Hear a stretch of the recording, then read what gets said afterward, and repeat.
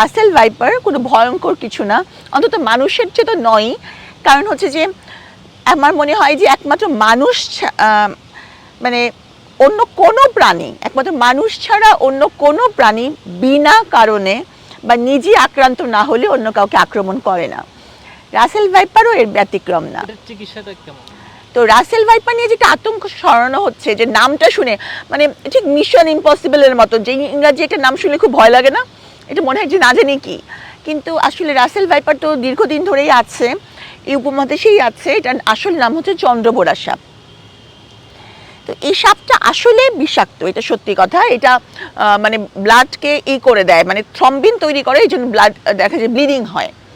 হ্যাঁ, তো এভাবেই দেখা যায় যে বিষাক্ততার কারণে মানুষ মারা যেতে পারে যদি না সে ট্রিটমেন্ট নেয়, হ্যাঁ, অ্যান্টিভেনম না নেয়। যেমন দেখা যাচ্ছে যে আমাদের দেশে এবং এই ইন্ডিয়া বা মানে এই সাবকন্টিনেন্টে দেখা যায় কি, সাপে কামড় দিলেই ওঝাকে ডাকা শুরু হয়ে যায়। তারপরে হচ্ছে কি কেউ বাঁশি বাজাবে, মানে ফিল্মি স্টাইল পুরা। তারপরে কেউ মুখ দিয়ে সাপের বিষ টেনে নেবে।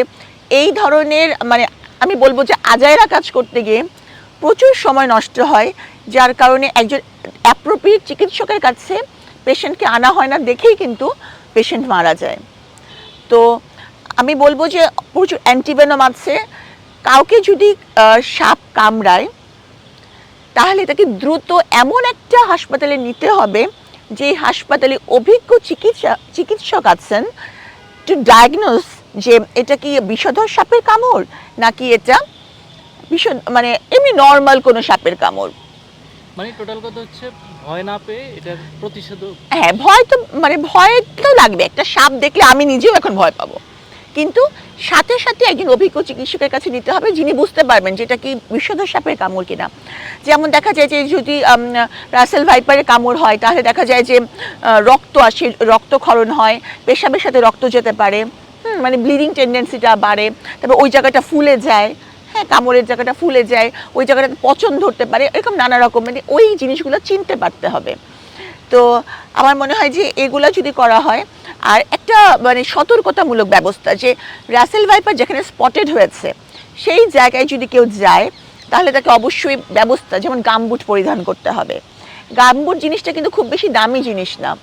ওই এলাকার জনপ্রতিনিধিরা বা যারা হেলথ ওয়ার্কার্স আছে, যারা মানুষ নিয়ে কাজ করছে, তারা কিন্তু এটা প্রোভাইড করতে পারে। ওই জায়গাতে গামবুট পরে যাবে, রাতের বেলা বের হলে হাতে টর্চ ব্যবহার করবে, লাঠি ব্যবহার করবে।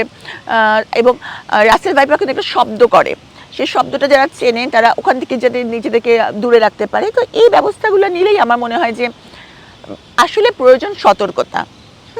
আর আরেকটা ব্যাপার আমি বলে দিতে চাই আপনার দর্শকদের, যে 2023 সালে 7,500 মানুষ সাপের কামড়ে মারা গেছে, আর আক্রান্ত হয়েছে সাপের কামড়ে 4 লাখ মানুষ।